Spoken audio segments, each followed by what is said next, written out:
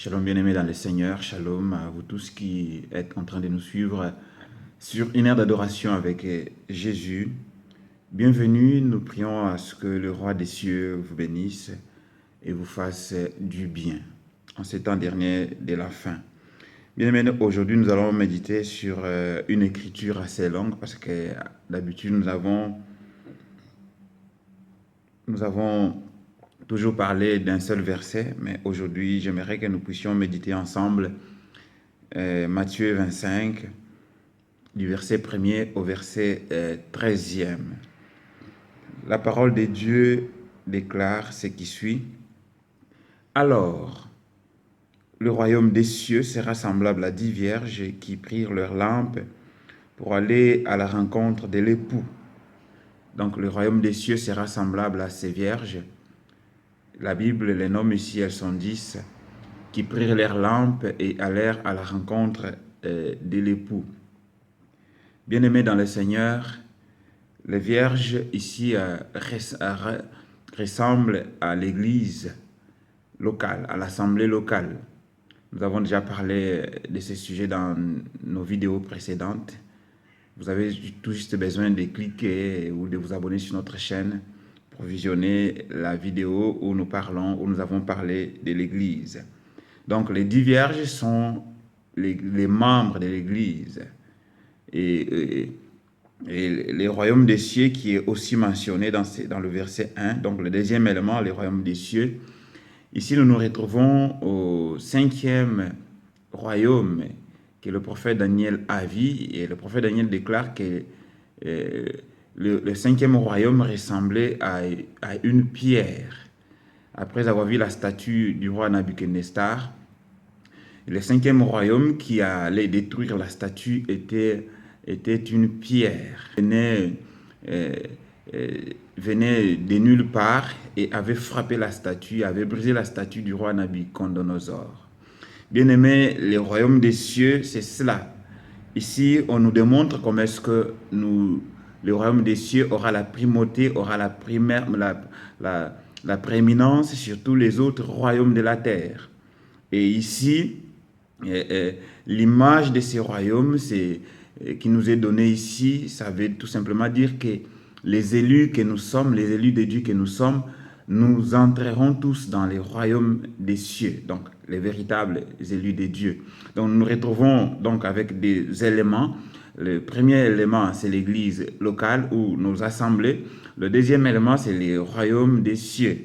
La Bible déclare que la dernière phrase dit ceci, que les vierges prirent leurs lampes pour aller à la rencontre de l'époux. Et c'est ce qu'exactement nous sommes en train de faire actuellement. Nous allons à la rencontre de l'époux. Nous voulons rencontrer l'époux qui est Jésus.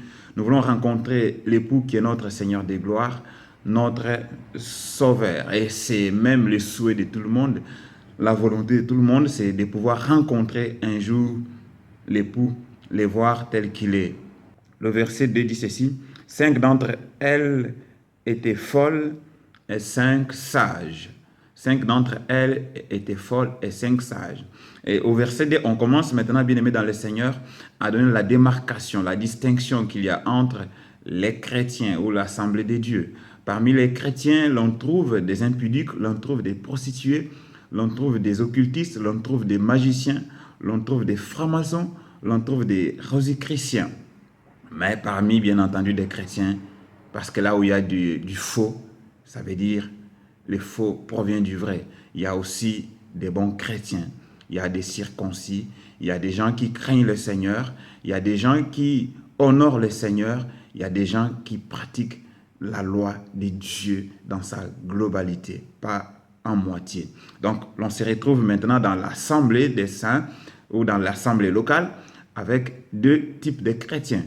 Des chrétiens qui sont charnels, ceux qui ne sont pas avisés ou les fous, donc des chrétiens typiquement charnels, et on se retrouve aussi avec des chrétiens spirituels. Bien, dans le Seigneur, j'aimerais que là où tu es, que tu choisisses ton camp. Es-tu chrétien spirituel ou chrétien charnel? Parce que les vierges, ici, oui, elles étaient vierges, il y avait des folles parmi elles. Il y avait aussi des sages. J'aimerais que tu choisisses ton camp. Si tu es folle, bien-aimé dans le Seigneur, la Bible déclare ceci, que Christ ne tarde pas dans l'accomplissement de sa promesse comme quelques-uns l'estiment. 2 Pierre chapitre 3 verset 9. Le Seigneur ne tarde pas dans l'accomplissement de sa promesse. Il use des patience afin que tous soient parvenus à la repentance. Es-tu quelle vierge? Pendant que tu me suis bien-aimé dans le Seigneur, si tu es parmi les fous ou les folles, je te supplie de changer de camp et devenir une vierge sage. Au verset 3, les folles, en prenant leur lampe, ne prirent pas d'huile avec elles. Donc, les folles, en prenant leur lampe, ne prirent pas d'huile avec elles. Et qui est folle ici? Les folles, ils ont oublié de prendre de l'huile. Les folles, ils ont oublié de remplir leur récipient.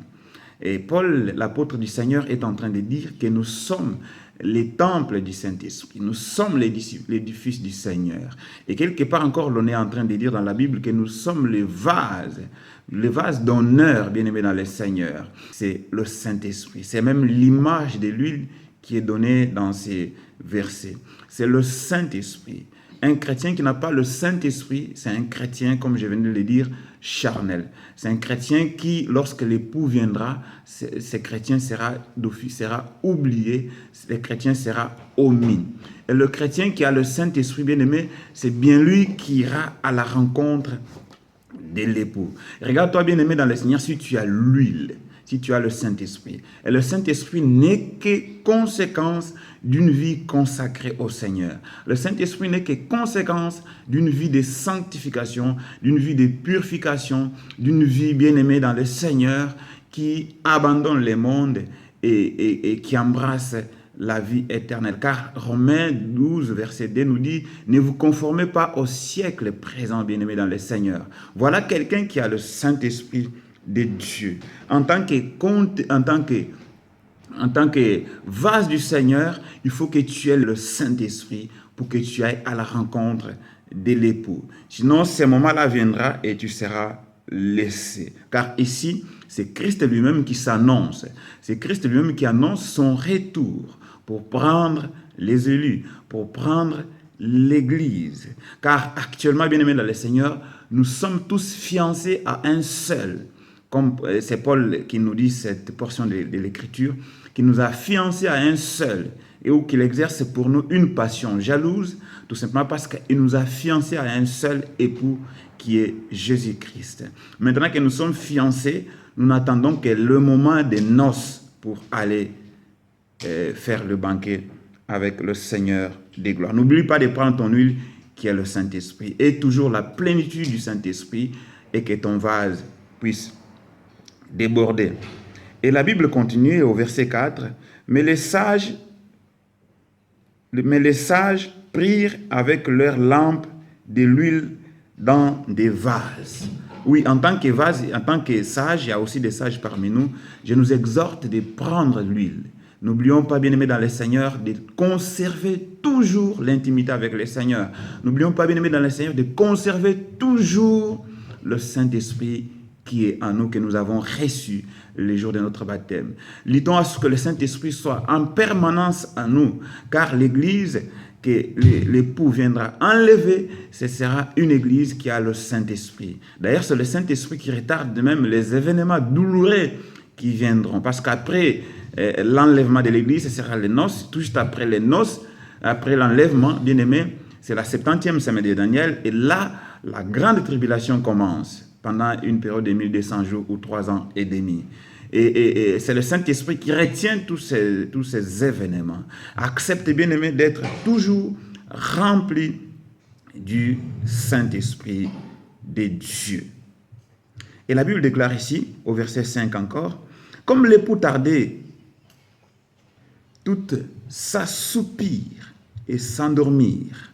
Comme l'époux tardait, toutes s'assoupirent et s'endormir. » C'est ici que je venais d'évoquer le verset de l'apôtre Pierre au chapitre 2, au chapitre 3 plutôt, verset 9, que le Seigneur ne tarde pas dans l'accomplissement de sa promesse, mais il use de patience afin que tous parviennent à la repentance. à la repentance. Donc le Seigneur ne tarde pas. Et l'erreur que les vierges folles ont commise, c'est de croire que Christ tardait, l'époux tardait à venir.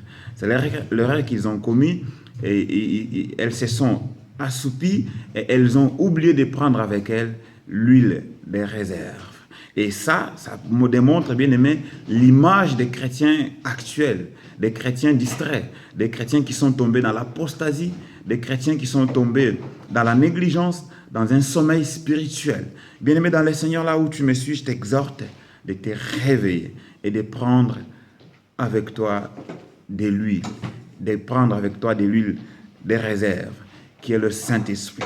Et à ce sujet, nous avons dit que l'huile des réserves, c'est la plénitude du Saint-Esprit. C'est de lutter au quotidien afin de conserver l'intimité avec le Seigneur, afin de conserver les acquis que tu as reçus avec le Seigneur. Et dans ces cas-là, tu seras appelé vierge sage. Bien-aimés dans le Seigneur, grande est notre joie de vous savoir en ces jours. Nous savons que vous êtes nombreux et que nous avez suivis sur une heure d'adoration avec le Seigneur. Ce que nous vous demandons, bien aimés, c'est de faire seulement une action. Si vous avez aimé cette vidéo, nous vous exhortons de commenter, de liker ou de vous abonner carrément sur notre page, car le Seigneur des gloires arrive très bientôt. Soyez tous bénis. Quant à moi, on se retrouve dans une autre vidéo. Ciao.